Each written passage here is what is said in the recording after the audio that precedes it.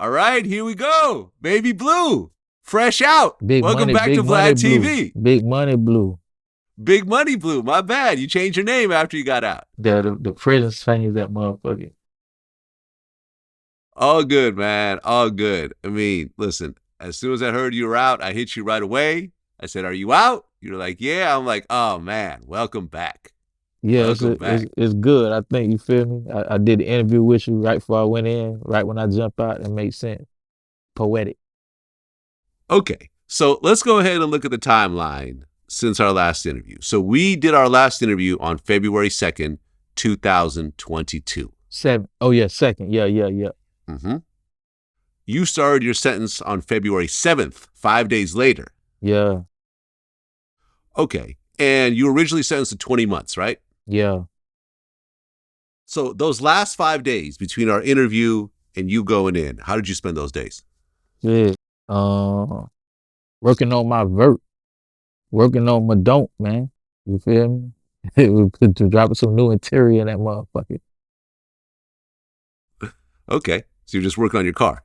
Worked on the car, passionate about it, and then spent some time with my kids, you know what I'm saying, and my family, my loved ones. That's about it. Got me some pussy, you know. Okay. How many kids do you have? 2. Okay. What age? Yeah, one 10, and the other one, that motherfucker's so young, I don't even know. He might be 2 or something. 2, 3. Okay, so you're 10-year-old. Old enough to understand what's happening. Did you have a conversation? Is it him or her? Nah, a girl, and okay. Nah, we ain't tell her what was going on. Feel me? Okay, so I was gone too short. What does her mom tell her while you're locked up? I'm working. I was gone too short of a time period for her to realize like I was gone like that. I'm always touring anyway. You feel me? So sometimes I'm gone. I might be on tour 6 months anyway. You feel me? So it kind of felt the same way. Okay, so you check yourself in on February 7th. The morning that you woke up, well, actually, the night before, February 6th, when you're getting ready to go to sleep, how stressed out are you over the whole situation? Nah, I ain't stressed at all. I mean, as crazy as it sounds, you know what I'm saying? I was really hyped. I was like, shit, I get to check that off the list. You know what I'm saying? And add that to my repertoire, to my character, add that to, who I am as a person. You know what I'm saying? I get to give my kids firsthand experience and advice, you know what I'm saying, on how to live their life and what mistakes not to make. Shit, I was excited, man. I went up there, you feel me, went to the hotel, had a little bitch meet me at the hotel, fucked on her, she squirted all on me, sprayed me up, you feel me? Turned myself in. I took a picture outside the prison before I went in that motherfucker. I did a selfie. You know what I'm saying? I was happy that I was just able to get this shit behind me and out the way. It was more exciting to just get it out the way than I had already spent like a year and a half pre-trial, you know what I'm saying? Anyway, with a probation officer checking in every week, all that. I had been doing that for a year and a half already. Feel me? Okay, so up until this point, you've never done any sort of jail time or anything, right? Nah, not no fed time, not no fed time. Okay, you had other jail time you did? Yeah, I think like a day in jail, like that shit don't count, not no real shit. Right, yeah, little shitty. I've had that suspended license go in for a couple of days, see the judge, come out, yeah. Yeah, regular shit. That's not really jail. That's just processing. Nah. Okay, so now you're about to check in yourself. And sidebar real quick, Vlad, because I did this interview with you, you feel me, before I went to prison, and then I'm suing the motherfucking bowling alley where I got shot at. Why the motherfuckers play your interview in my deposition, bro? Like trying to be like, you know what I'm saying? Oh, look what you said here and you said there. In my shit, dog. Like, I do the interview with you anyway because I fuck with you.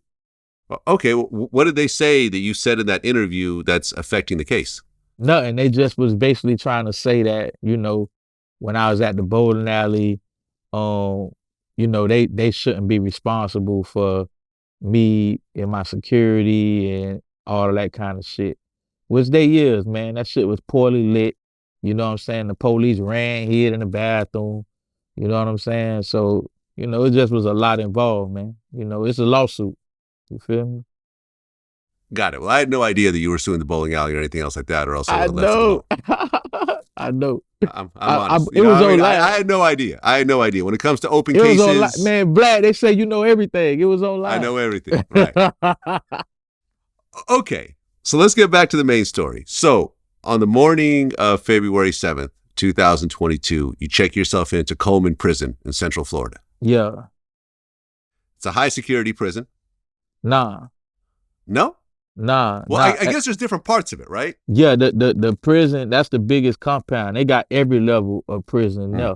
You feel me? So initially, you feel me, they worked it out for me to go to the camp first.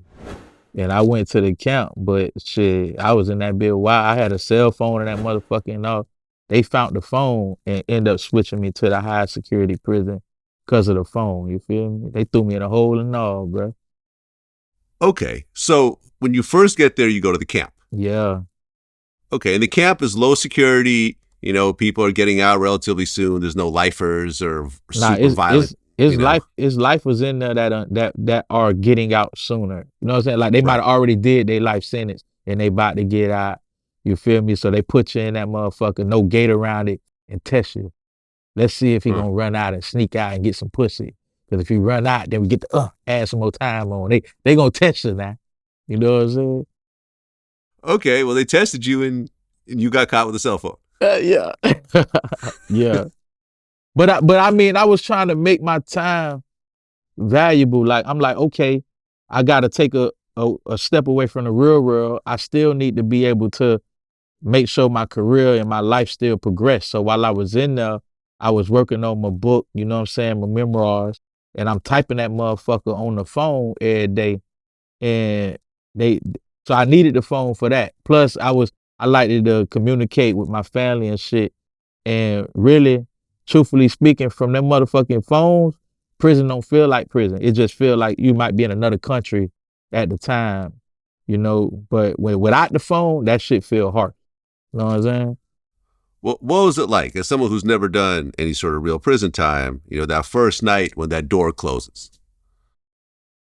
The first night in prison, my first night was different though, bro. Like when I got there, all the big dogs at the motherfucking prison that been down for a minute, that was all from Miami or Florida. Really all us is together. So you got Florida, Tampa, Gainesville, Lauderdale, Tallahassee, anybody that was from Florida. They all the top niggas all came down and saw me. You know what I'm saying? Like out of respect, just like, hey yo, we know you here, you straight. Hey, here go a bag, everything you need. Man, they gave me about 6-7 bags, bro. Big ass bags of commissary, toothbrushes, toothpaste, sock, deodorant, juice, candy, food, everything. And really, the rest of the prison was on lockdown. Them niggas wasn't even supposed to come down like that with no movement. You know what I'm saying? But they came through anyway and blessed me.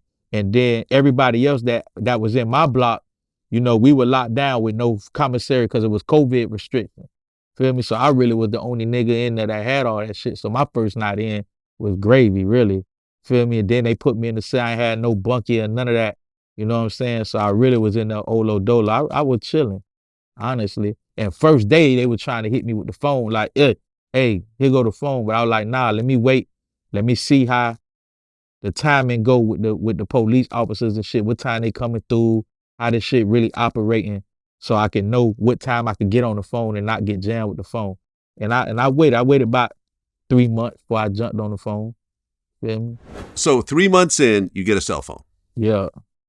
How long after getting that cell phone do you get caught with the phone? Shit. 3 months later. 3 months later. Okay, so you have it for 6 months. So 6 months in, you get caught with the cell phone. Yeah. How did they actually catch you with the phone? Nigga. Man. So I'm on the motherfucking phone. You feel me? Now the whole time I ain't really got, not really, I don't have a cellie at all. If anytime they try to put one in my cell, like the niggas who like my bodyguards and shit like that, they know I don't want nobody in there. You feel me? I got full staff in that bitch. I got bodyguard, cook, chef, motherfucker clean, the clothes, the motherfucker who hide the contraband. I got everything in there. So they know anybody come in, move them out. Man, so now I'm playing poker every night. You feel me? I'm making about $1,000 a night playing poker. And the cooks in there Mexican. Feel me? He do raps and shit. So now Mexican, a big cocktail nigga too. He got caught with about 300 bricks. Feel me? In the tractor trailer. So now he come in, you know, and he like, man, come hang out with me. You know what I'm saying? So I go hang out with him with the Vatos Locos and shit. You know what I'm saying? The boy, they heavy in there, right? So we go hang out. They making fajitas and shit. You know what I'm saying? We eating fajitas with the iron, nigga. They pressing that bitch with the iron. Feel me? So we eating that shit, you know what I'm saying? And we kind of vibing. We getting chemistry and shit. So now, boom, I'm in my cell and shit. And then one day this nigga come down and he like, yo, like, they just put one of the Mexicans in your cell, but I know you don't really want nobody in here like that. We gonna move him on our side, but can he stay with you for like a night real quick? And he stay with you a night and then we'll move him then. So, you know, we got respect for each other. I'm like, all right, that's cool, man. You know what I'm saying? So now we leave him in there. Man, this nigga was paranoid than a bitch, man. This nigga, he was so plugged in on what's going on right now, you know what I'm saying, that he was paranoid. So this nigga like, Blue, you gonna get caught with the phone, yo. You gonna get caught with the phone. So I'm on the phone every day, you know, I'm doing my shit on the phone. I'm you know, after a certain time, I'm on that bitch all day. You know what I'm saying? I ain't worried about no police because we got lookouts. There's a lookout on every corner, you know what I'm saying? So they come in, they know they gonna grab the phone, do what they gotta do. Man, he's so paranoid. One night, I'm in that motherfucker. The phone ring. It's his phone though. Nigga, you paranoid as fuck. Your phone. So his phone ring, but when his phone ring, the other motherfuckers from the other side is like, yo, they coming, right? So now everybody start putting everything up. We let everybody know, hey, they coming. So we put everything up. So now my phone got magnets on it and shit. So now I stick my phone on the locker, bang, right? So now we waiting on the police to come in. Man, I done fell asleep in that bitch. Boom. So now when I fall asleep, about an hour later, the police finally come through. They come in, man, I swear, man, as soon as they walk by the front of my cell, as soon as they walk by the front of that bitch, that bitch started ringing. I'm like, oh shit, I done snatched the phone. I done try to cut that bitch off real quick. You feel me? I threw that bitch under the bed. I should have threw that bitch in the comment area. You feel me? And then if I would have threw it in the comment area, they would have found it. They can't charge nobody with it. But it happened so fast. I done grabbed that bitch and cut the silence off. Turned it on the machine, looked up. The police standing in front of a motherfucking door, nigga like Jason. You feel me? Give me the phone. So now I'm like, huh, what you talking about? I rub my eyes and shit. What you talking about? You know what I'm saying? Get up. That motherfucker was like a dog hound. That nigga went over my bed. He looked out. Boom, he thought that bitch first quarter. So he grabbed the phone. He looked over at Marcelli. Where your phone? Like, oh shit. I'm like, nah, he ain't got no phone. That's my phone. That's my charger. All that shit mine right there. Here, grab that. Let's go. So he like, and nigga, I had so much shit in my room. Nigga, I got motherfucking Listerine from the outside. I got electronic toothbrush. You can't have that. That's like having a pistol in prison. Electronic toothbrush. Feel me? I got all that shit. So now he like, I'm like, man, nah, ain't nothing in here. This all my shit. Let's go.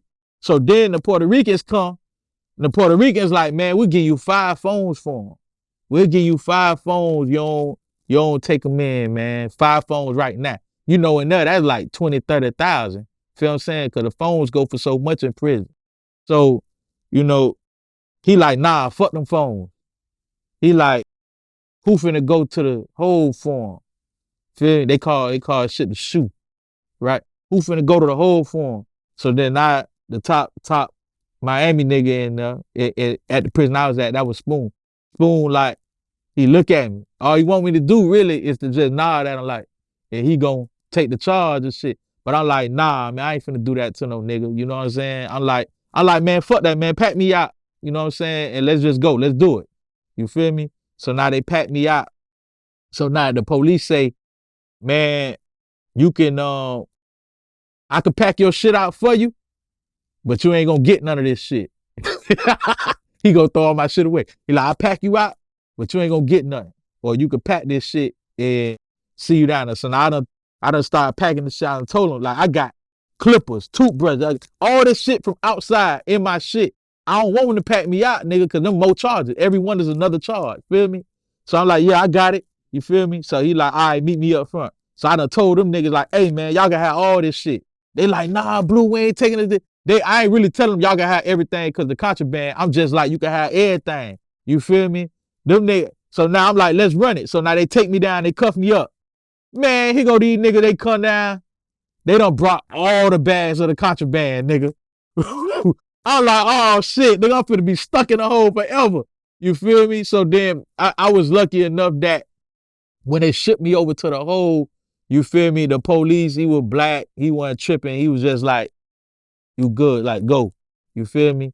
So he let me slide. So then once I got to the high security prison, I did like 40 something days in the hole. Then they was in that bitch trying to not feed a nigga and shit. They like the motherfucker come down the hallway and be like, oh, Blue, we forgot your food. So now I'm fucked. You feel what I'm saying? So now I end up when I finally got out that motherfucker, I just threw all that shit away because I ain't want to get caught at that high security prison and then be stuck in the hole again. Once they do the sweep through the cell, they come and flip everything and find that shit. Well, I've interviewed a lot of people who've done a lot of prison time. And when I've asked them what the worst experience was in prison, some of them, like, for example, Michael Franzese, who's the mafia guy, he said being in the hole was the worst experience he's ever been through because he said humans are just social creatures. You put them in a box like that, you start to kind of lose your mind. You do. And I was in that business losing it. And I'm like, yo, let me get something to read. Anything, a book. The motherfuckers ain't coming with no book. Let me get a Bible. Like, you can't deny me religion. Like, let me get a Bible. No Bible. Man, let me get a Quran. The motherfucker came, brought the Quran, but that nigga came like, nigga, you know who I am? I'm the nigga who got in a fight with Loon. Now, like Loon. Yeah, Loon. Remember Loon the rapper? Loon plugged in with the Muslims and shit. I think they flipped them boys or something, but look, he like, I got in a fight with Loon. I'll tear your ass up in here. Nigga, stop writing these motherfucking letters for these books. I need something to read. I'm going crazy. If you stop writing the letter, all right. And he brought that bit for real though. He brought me a Bible and a Quran. I read the whole Bible. I read half of the Quran. You know what I'm saying? And that kept my brain working because boy, that shit crazy enough, man. I'm talking about it's straight isolation. Everything through the box, through the hole. You know what I'm saying? Your piece of toilet paper is like the size of a lighter. That's they give you like 6 swashes of that. And that's your toilet paper, bro. That's all you got. I'm talking about the water. They torture you on purpose, man. The water for the shower is scalding hot. You get in that bitch, all this shit burnt up. You know what I'm saying? Scalding hot water. You drinking the faucet, nigga. You drinking out a real faucet, nigga. It tastes like you drinking toilet water. You know what I'm saying? Shit disgusting, man. You feel me? Okay, so you get out after 40 days. And are you now in the high security prison? Yeah, higher than the count. I ain't all the way at the pen now. The pen is they got some maximum security prison where it's complete shutdown isolation. It was just higher than that count. Well, yeah, I actually looked up who some of the high profile prisoners were at Coleman. Mm-hmm. There's a guy named LaBarbie, who was one of the leaders of a Mexican cartel. He's sentenced to 49 years. He was involved in a cartel drug war where over 150 people got killed. He was known for videotaping decapitations and tortures. Yeah. There's a guy named Alan Stanford who's sentenced to 110 years. He had a $7 billion Ponzi scheme. Another guy named Leonard Peltier who's doing 2 life sentences. He was a Native American guy who killed 2 FBI agents during a shootout at an Indian reservation. He's been there since like the 60s. Yeah, man. I mean, this is a lot. This is a serious, serious prison. So once you get into high security. They had that nigga that was that mob boss there too, but he ended up dying. When he got to the halfway house, Whitey Bulger got killed. I was at the same one where Whitey Bulger was. Right. I had the same officers as him and everything. Yeah, he snitched on a bunch of people, so there was a contract. Yeah, I heard that. Yeah, that's why they Okay. killed him. So now you're in high security. So are you in PC or are you there with all the inmates? No, I'm with all the inmates. Okay. So what was different once you got to high security?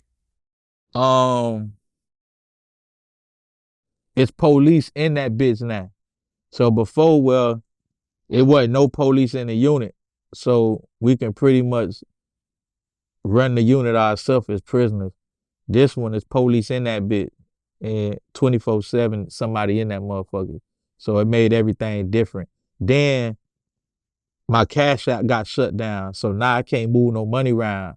Feel me? So I really had to live off the land, god damn it, cause I ain't had access to no cash or nothing, no cash flow, no nothing. And it's harder to get the phones because the police is in there. So I might be on the phone, I might have to use that bitch for about 2-3 minutes at the most with a lookout, like right there, 3-4 lookouts, one to run with that bitch if they come. You know what I'm saying? It just was more intense, dog. It was more intense, more stressful. You know what I'm saying?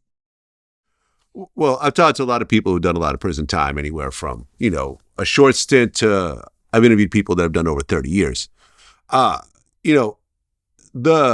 The gay community in prison is a real thing, and rape in prison is a real thing as well, depending on what prison you're in. So did you see any of that while you were in high security? Nah, man. You don't see none of that. I seen a gay came into the building I was in like 3-4 months into me being in. You know what I'm saying? I seen one come in, I seen niggas go crazy about a gay guy. I was like, oh shit.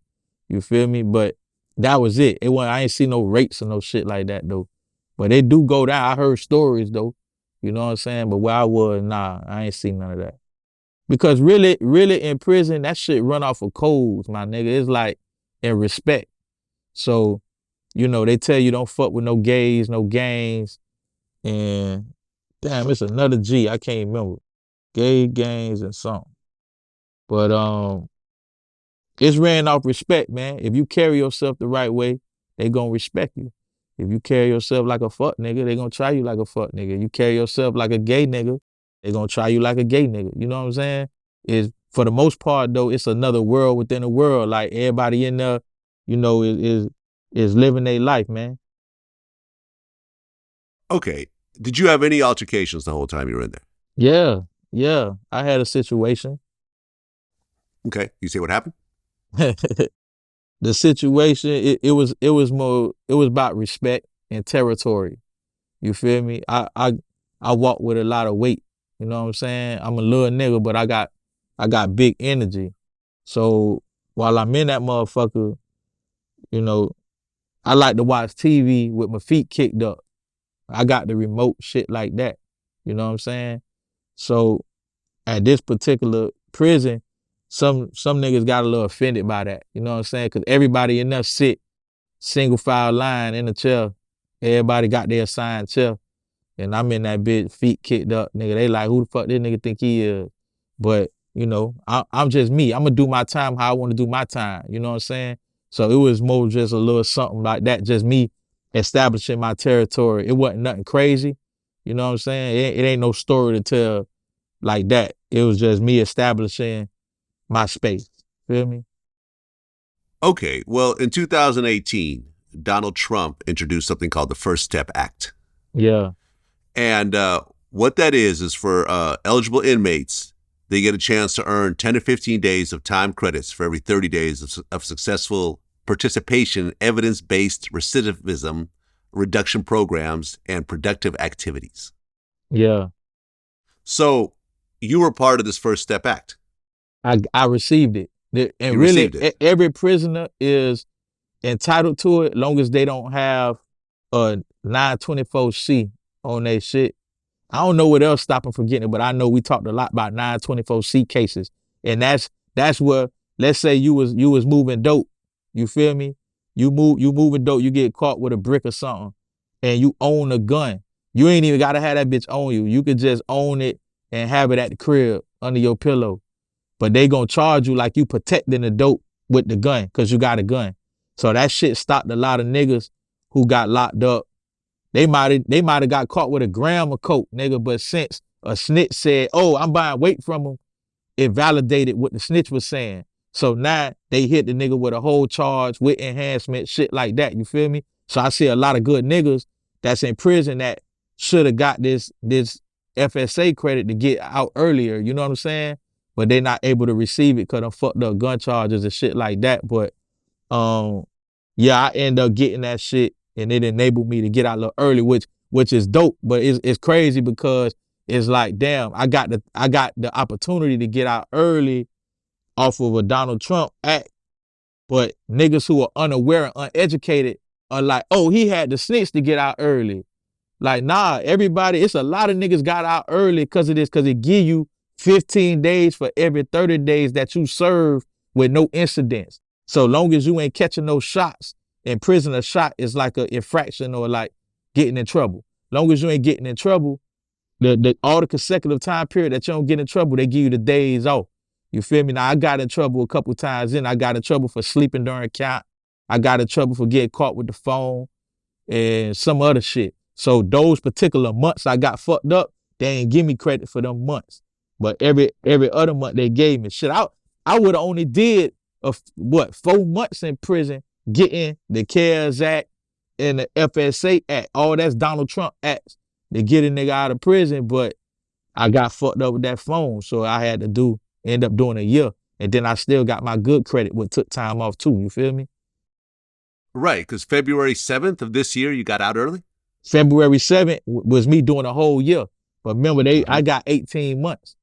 You know what I'm saying? But really with your good time take off 15% of your time. That's for anybody that's in the federal system. It don't matter what you in jail for. You only got to do 85% of your time. And then that encourage you to be good, for example. So now if you good, you get good time. You get 15% off. You fuck up, they take it. So when I went to the hole, those 41 days in the hole, they took off my good time. And then really off my shit, because they did me dirty, they took like 69 days off my good time. They took an extra motherfucking month off. 69 is down there 80. I mean, yeah, 70.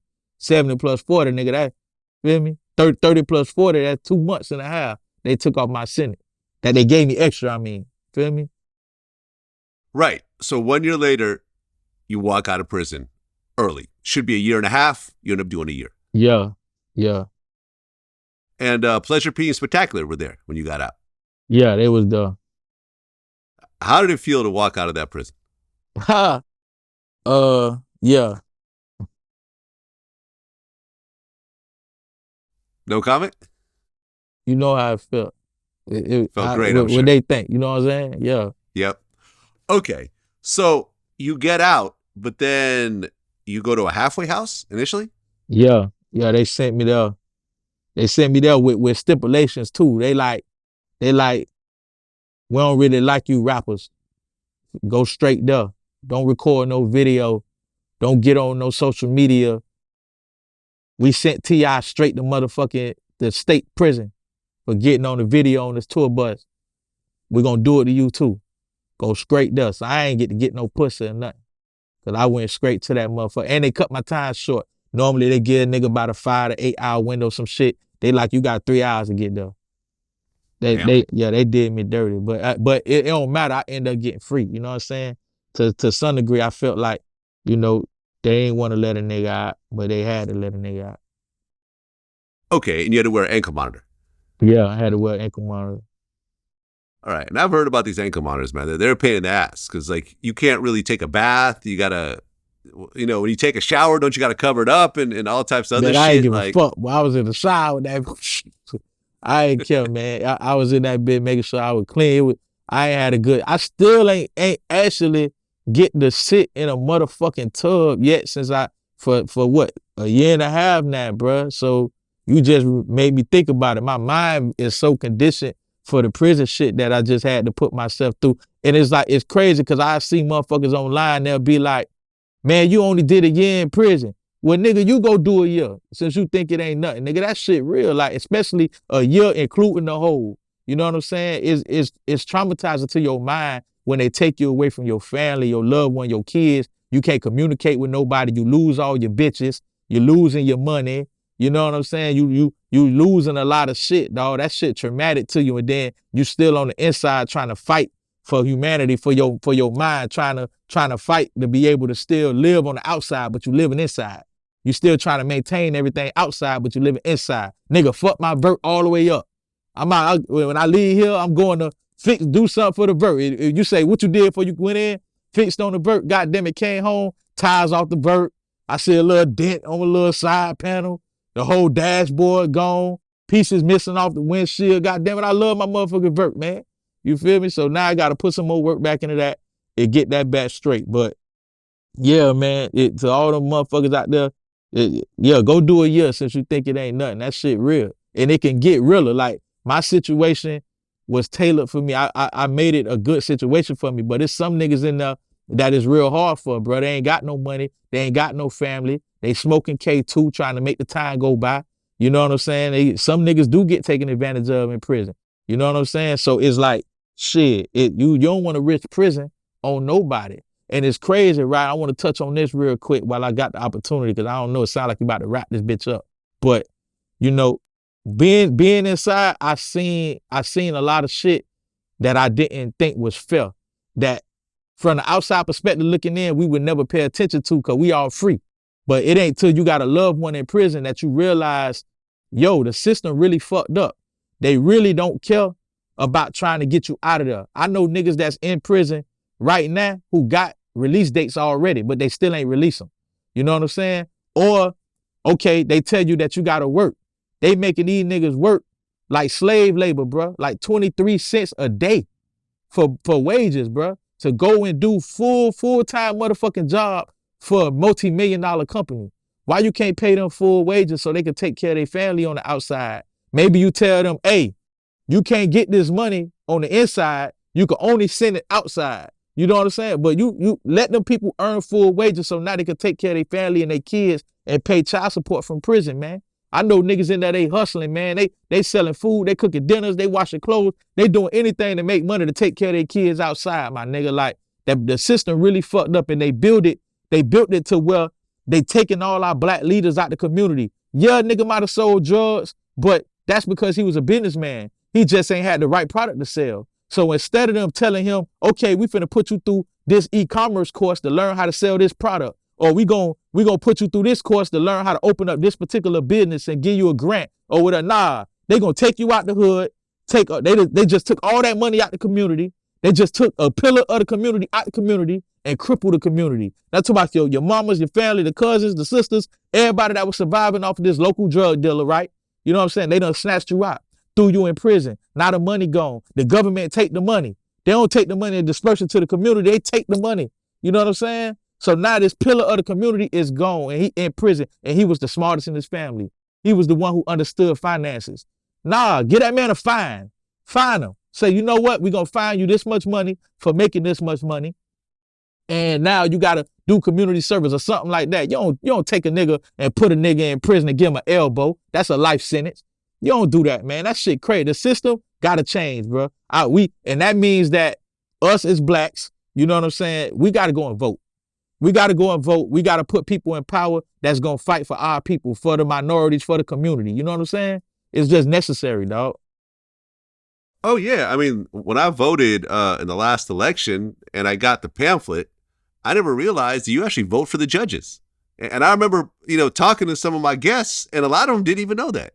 Man. You could actually vote judges in and vote them out. You vote them in, vote them out. You know what I'm saying? And rest in peace to my judge. You feel me? She ended up dying after I went in prison, man.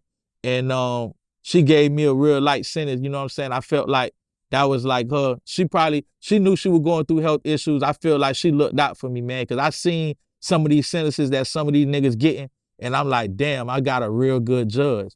You know what I'm saying? And I met another dude at the halfway house that had my judge, and he like, yeah, she blessed me too. So, it's rest in peace to her, man, because she really blessed me. You know what I'm saying? I appreciate that. Okay, well, on March 20th, you get off house arrest, and you finally get to cut off your ankle monitor. Yeah. How did that feel? Yeah. Felt great. Man, felt great. Indescribable, man. You know what I mean? Taste of freedom. And now you have to start meeting with your probation officer. And you made a little video about that as well. Yeah. Okay, so you check in with your PO, and you went in for a $24 million PPP fraud. That's what you got convicted for. Correct. So you now have to pay restitution, right? Conspiracy to commit. Feel me? That don't mean I did it. Sorry. They worded that motherfucker so slick, but in reality, I didn't do it. I was more a victim. But they it was so many of us on the case. They really gave everybody the same sentence, like close to the same sentence. You know what I'm saying? 3 years, a year and a half, 2 years, shit like that. Except for the nigga who really did the shit. I don't even know what he got. I think the nigga got 7 years or something. Yeah, for snitching on everybody. But you know, it was 2 guys that was informants on everybody in the case. And they really fucked us, man. And it's crazy because a lot of us didn't know what they was doing.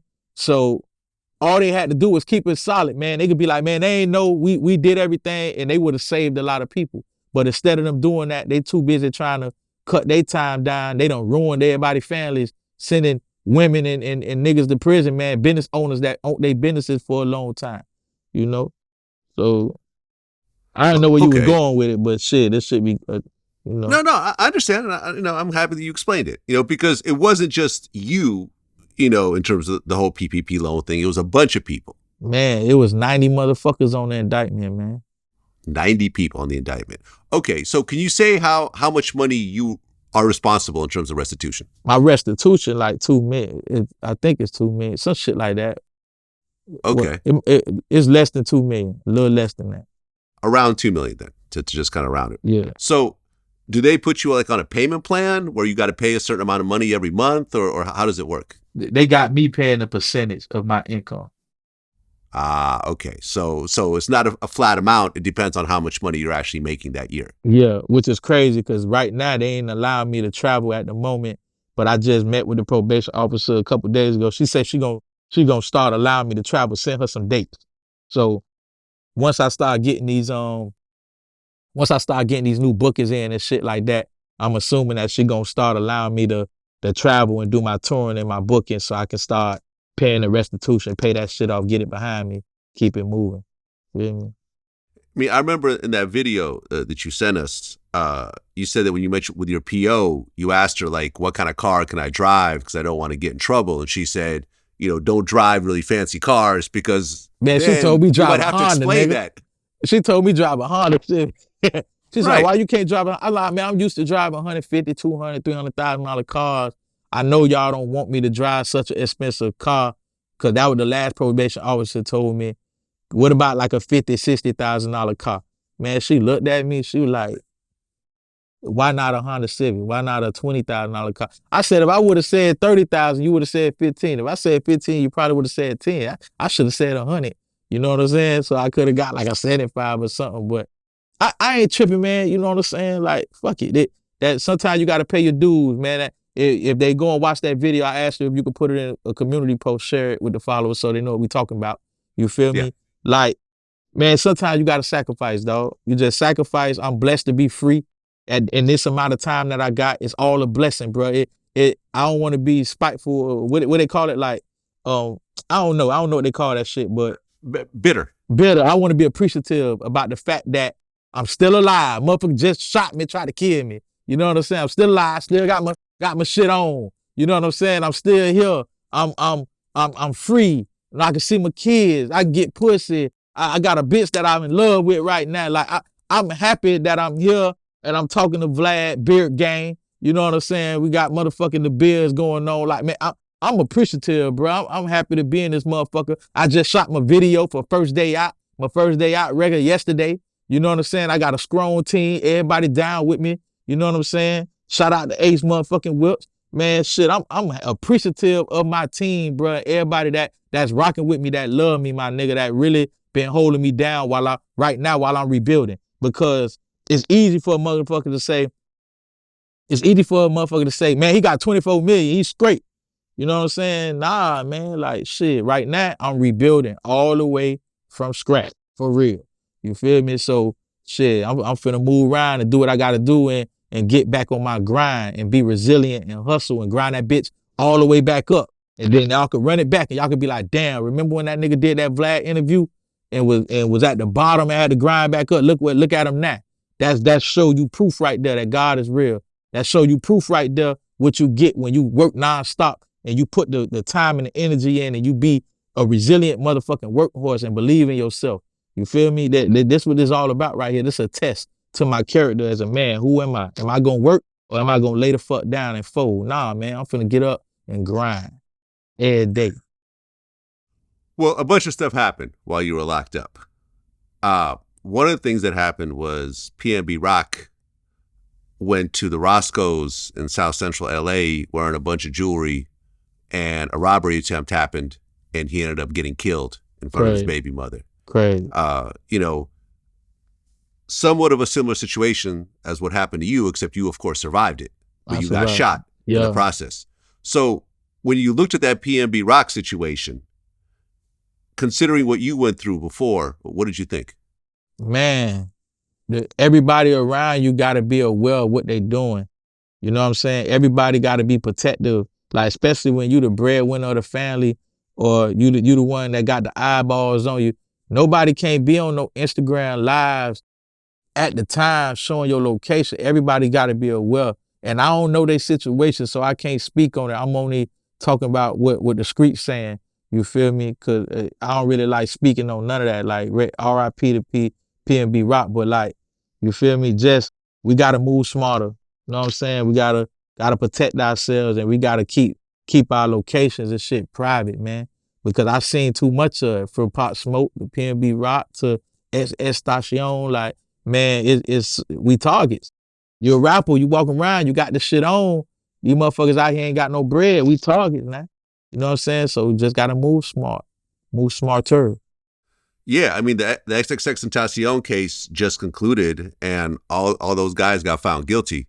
And I mean, when you think about what happened, they stole $50,000 from that dude. Split 3 ways, and like the driver got like $5,000. So you're talking about each person walked away with $15,000. One of the biggest rappers in the world is dead. All those guys are probably going to get life sentences, you know, because it's a robbery murder. You know what I mean? That's not no slap on the wrist. No. And it's such a little amount. It's an amount of money that's not going to change anyone's life. The crazy it's thing, changed your whole life. The crazy thing about it, man, you right. It changed their whole life. It wasn't worth it. We robbing ourselves, man. We all black. You better off going and asking a man for a job. Yo, let me get a job and work with you, man. You better off asking for a job than robbing another black man. And when you black, or man, I don't want to make it a culture thing because it ain't. I don't want to say black on black crime. It is though, but it's anybody, man. Violence ain't. Nah, man. I don't. We got to do better. We got to do better, man. Is we robbing and killing each other. And even in my video, I touched on it. You know what I'm saying? When y'all see the video, I'm hoping that it drop tomorrow. They editing it right now. When you see it, like, you'll understand. Like, I touched on that because I lived it and I went through it. And for a black man to pull up on me and try to take something that I hustle hard for, like, come on, man, get out here and hustle. I could teach you how to get this money. I could teach you how to hustle. Man, anybody, man, you call me right now, I'm gonna teach you how to do e-commerce. Go on my motherfucking Instagram page, follow me, watch what I'm doing, DM me. I drop jewels all day. I'm gonna show you how to build your e-commerce store, how to build you a brand identity. You know what I'm saying? How to go find you a manufacturer, source that motherfucker, manufacture your product, get samples in, build you a website, put that bitch up for sale, buy ads, influencer marketing, TikTok market. Man, I'm gonna teach you all that. You're gonna make way more money than trying to take what I got. That street value ain't gonna be worth nothing. You know what I'm saying? Street value ain't gonna be worth nothing, but I can teach you how to get that money where now you can eat forever. You know what I'm saying? You could take somebody to go and give them a fish, or I could take you and teach you how to fish and you could eat forever. And then you could teach your family how to fish. You feel me? You better off following me and learning that shit than following me trying to take what I got. You know what I'm saying? Because I teach everybody. I ain't got no problem spreading the knowledge and sharing the jewels, my nigga. In prison, bro, I read every day. And then it got to the point I done read every book that was in my particular prison, bro. It got to the point now I'm typing up the book summaries and passing them out to all my niggas. Like, hey, here go a book summary of this book. Here go a book summary of this book. Matter of fact, you Tell everybody, meet me in here at 3 o'clock. We finna do a class on credit repair. We finna do a class on business funding. We finna do a class on e-commerce. We finna do a class on branding. Man, I'm in prison teaching. You know what I'm saying? Teaching classes, teaching street niggas who was all smart enough to run a checkup in the streets, how to run a checkup online, on that internet. You know what I'm saying? And man, hey, my classes used to be full, dog. Well, you got told on in terms of your particular case. Yeah. And Tekashi 6ix9ine, who told on a whole bunch of people, just got caught at the gym by a bunch of dudes. You saw that video? Allegedly, yeah, that's what they say. It look a little, I don't know if it's set up or not. Oh, you think that was fake? It look a little. I don't know, man. He was pretty fucked up looking. You think so? Oh yeah, no, I don't think that was real at that all. That nigga the master. I mean, I don't know. I don't think it was fake. I don't think it was fake at all. I don't think that was fake. You don't think it was fake at all? The master of perception and manipulation of the molecules. Now this nigga know how to paint the picture. Now that nigga actor. Now he know how to do what he do. You feel me? If it was real, he as a man, he got to understand that would come with the territory for what he did. What he did,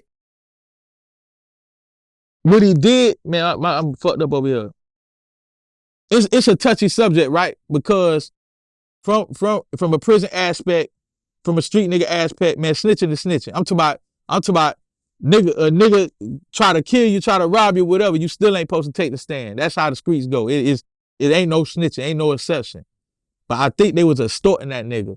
So it's hard for me to really speak on it because I think they was extorting him and his life was in jeopardy. I don't know them niggas. I can't speak on them niggas and what they was doing. I don't know if he owed them niggas and they just putting down, taking what they owe. I don't know nothing about that nigga, nothing about his case, nothing about what he had going on. All I know is some niggas saw him and they felt like they had the opportunity to put down on him and do their thing with him. And he supposed to understand that it's a possibility of that happening to him, so he's supposed to move different. You feel me? It's just the law of the universe, bro. It ain't no right or motherfucking wrong. You know what I'm saying? It's just the law of the universe and the way the shit go. You feel me? Well, the YSL RICO case is still going on. And while you were locked up, Gunna took a plea deal. And during the plea deal, he spoke to the judge and he admitted that YSL is a criminal organization and he's seen some of the members doing criminal acts to continue the criminal enterprise. And he ended up getting out. And there's the whole debate on what's happening right now. Like, did he tell? Did he not tell? You know, and so forth. Based on your perception and what you've went through, what do you think of that whole situation? Man, that nigga shouldn't have said shit. He should have kept his mouth closed in regards to the Young Thug, man, and that organization, man. They should have been in that motherfucker. I mean, I know the feds, they divide and conquer, and they try to separate each nigga and say, hey, nigga, you looking at a life sentence. But they really trying to get information against Young Thug. So they might have grabbed him already knowing they was going to let him go eventually. You know what I'm saying? You shouldn't have said nothing, man. And if you was involved and y'all getting money together and y'all eating together, you shouldn't be saying nothing, man. It's like it's something that said, like, don't do the crime if you can't do the time. You know what I'm saying? I don't know if he did crimes or not. You know what I'm saying? I don't know what he did. But it's better when you don't say nothing. You keep your mouth closed and everybody stay down with each other. You know what I'm saying? Oh, yeah. I mean, there's a famous case where there was like all these Hells Angels and other bikers. I'm not sure if it was Hells Angels, but it was a bunch of like biker gangs got into this huge brawl and a bunch of people ended up dead, but no one said nothing. I heard about that in prison, everyone yeah. stood silent and didn't cooperate, and they had to let everyone go because they couldn't tell who did what. Couldn't tell who did what. That's how you do that. You feel me? I seen King Von and Lil Durk case. Niggas ain't said nothing.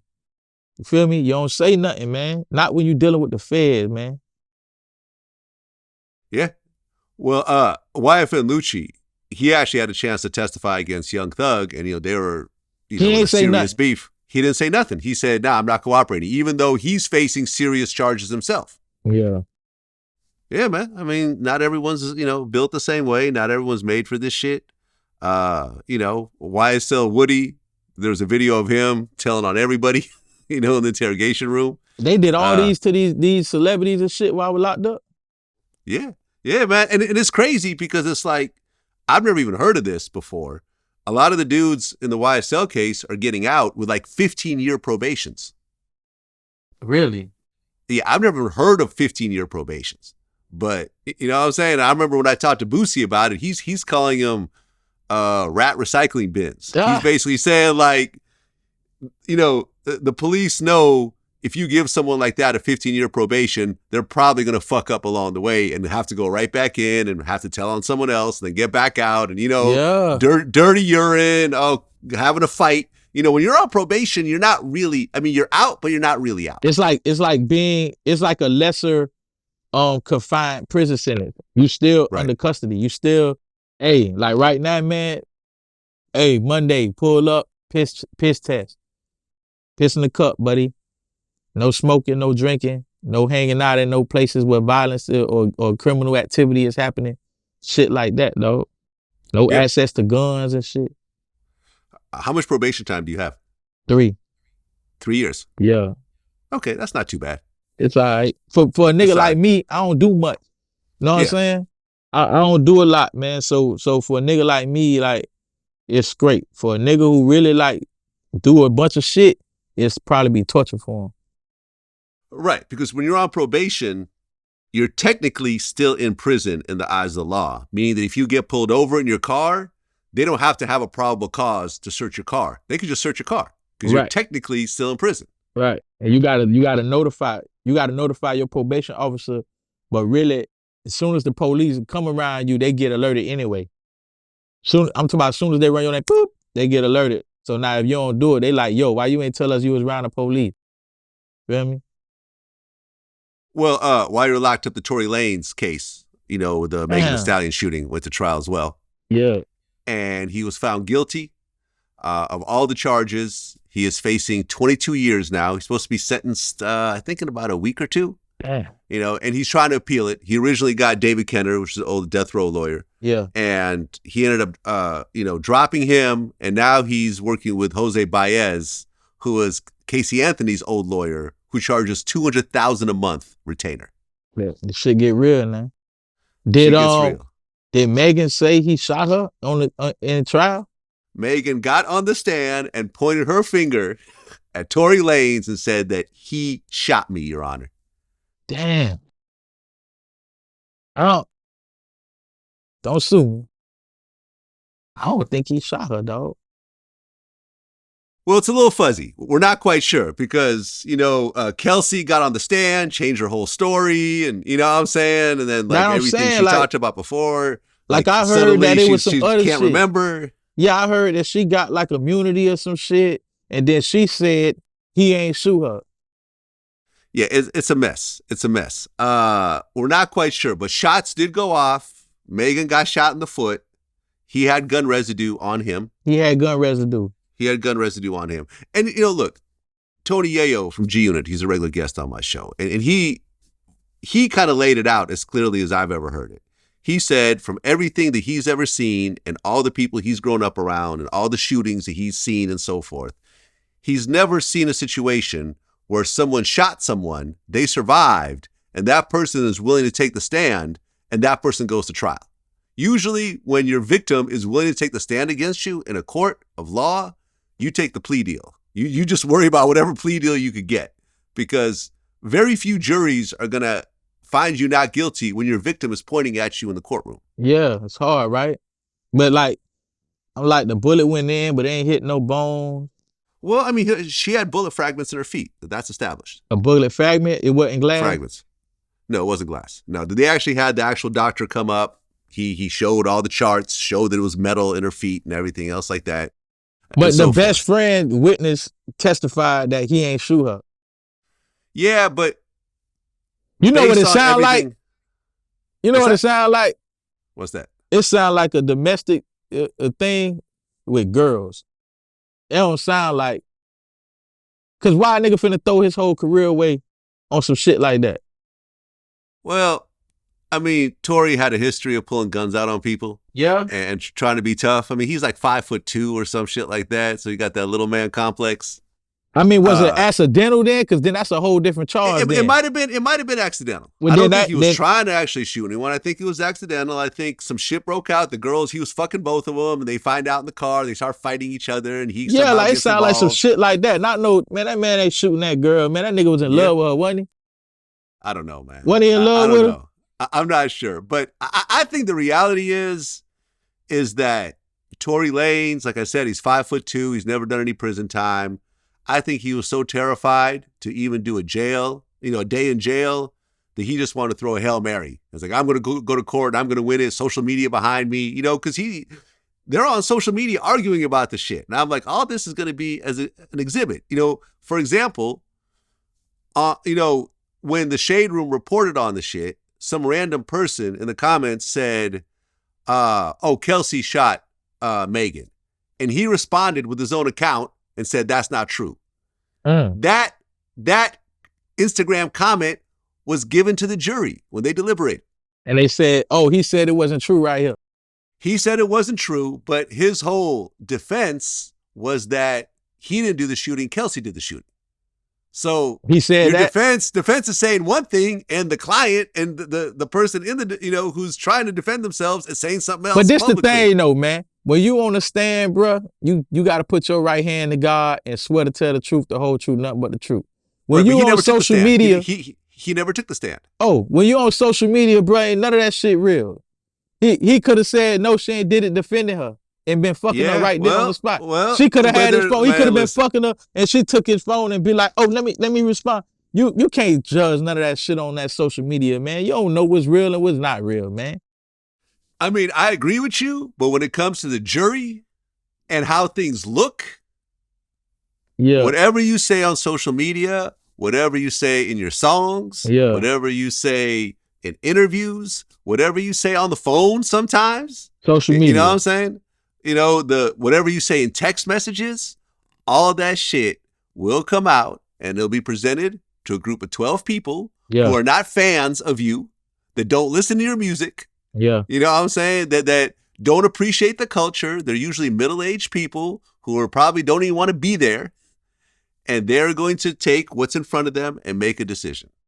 Social media, listen, I did so many polls on my Twitter account. Is Tory going to be found guilty or not guilty? 80% not guilty. Did Tory shoot Megan? 80% he didn't shoot her. Social media was 100% behind Tory Lanez. And that jury, we all speculating, bro. We all speculating. I don't know if he shot her or not. You know what I'm saying? Because we wasn't there. I would rather that it's some kind of weird shit that happened and he didn't shoot her. You know what I'm saying? And I would rather Megan come out and forget a nigga and to retract her testimony and say he ain't shoot a nigga for the love of the culture. I just rather us as blacks, you know what I'm saying? We don't tear each other down. We build each other up. You feel me? Sue the nigga. Don't put him in prison. You know what I mean? Not for 20 years, right? You looking at 20 years and deportation? 22 years. That's 22 years. That's crazy for a girl that he was in love with that he probably really ain't want to hurt. They probably just was drunk, having a drunk night. And maybe other drugs was involved, partying, nigga, and it went wrong. You seen that shit online the other day where the girl was arguing with a nigga on the live and shot him? That was accidental. She ain't shoot that man on purpose. I always say this. If you can, try to leave the guns alone. Because when you look at that particular situation, if you did not introduce a gun into that situation, nothing would have happened to nobody. Yeah. It would have just been an argument. No one would have seen it. Maybe someone would have mentioned it online at some point and everyone would be living their best life. Tory would be on tour, making millions of dollars. You know what I'm saying? We don't know who pulled the gun, though. We don't know nothing. Well, it was Tory's gun. That was established. We don't know he pulled that. We don't know where it came from. But I'm just saying that when you bring a gun, especially when you're at a certain level, you could afford security. You know what I mean? Like when I look at things like, all right, if I got to bring my own pistol with me and I got to carry it, I really got to think long and hard if that's someplace I want to go. Yeah. Well, for the record, man, I wish Tory the best. I hope that nigga get out and he could look past all this shit and realize whatever mistake that he made along the way, fix it. I hope Megan forgive him. You know what I'm saying? Keep the bad bitch energy and just, keep brushing niggas off and shit. And they get past it, man. I ain't got no problem with neither one of them. I like Megan music and I love Tory music too. I like both of them, man. It's sad. It's sad to see it go down like that when we watch them get together on social media and then break up on social media. I rather them, you know, keep that shit off social media, man. This shit is better when it ain't known it. There we go. All right, man. So what's next for you? Next, man, I'm just working, man, doing as much music as I could do right now. My book was handwritten, so I've been typing out the book so I can publish it, drop that. You feel me? Just Bigg Money Blue. I'm on that vibe right now, just trying to get this music out and push this brand. You know what I'm saying? That's all. Focus on me. Eventually, you know, I'll do the Pretty Ricky tour or something like that. Millennium tour, come back around. We do that. That's a brand that we building with G Squared events. Feel me? Is there going to be a new Pretty Ricky album? Man, the album been done. Huh. That been done. That been in the cut. Hidden. One of the execs called me about a week or two ago, say we're gonna fly down and come see me. He wanna hear it or whatever. He want me to run it through their label, through their major. But I'm like, we gotta all be on the same board as far as working and operating and shit like that. And really right now I'm trying to establish all of my solo shit for now. So that ain't really my main focus because it's there. It's there, the album is there. You know what I'm saying? All the producers that work with us on the first albums and shit like that, they all involved. They got records on it. It ain't nothing for us to do more records. But I think the harder part would be for me to build this solo career that I'm trying to do. I like a challenge. It's more challenging. The Pretty Ricky thing we could do in a snap. You know what I'm saying? We got loyal fans. They gonna be on deck. They appreciate the music and the time that we put into it. The show's always banging. We gonna show out. The show's gonna be sold out. You know what I'm saying? We're going to show it to the meet and greets. We're going to do all that. But when it comes to this Bigg Money Blue shit, it's a grind right here. And it feel good to do it. It feel good. Feel good, dog. That's what it is, Blue, man. I appreciate you coming back. Like I said, we did your last interview before you got locked up. And now we're doing your first interview after you're out. You know what I mean? I've always been supportive. We're going to go ahead and post that one video on our community as well. Yes, sir. You know what I'm saying? And man, listen, wish you all the best. Hey, I appreciate you, Vlad. I'm always here, man. Whenever you want to talk, man, let's run it. I love it, No man. doubt. No doubt. Peace. Yo.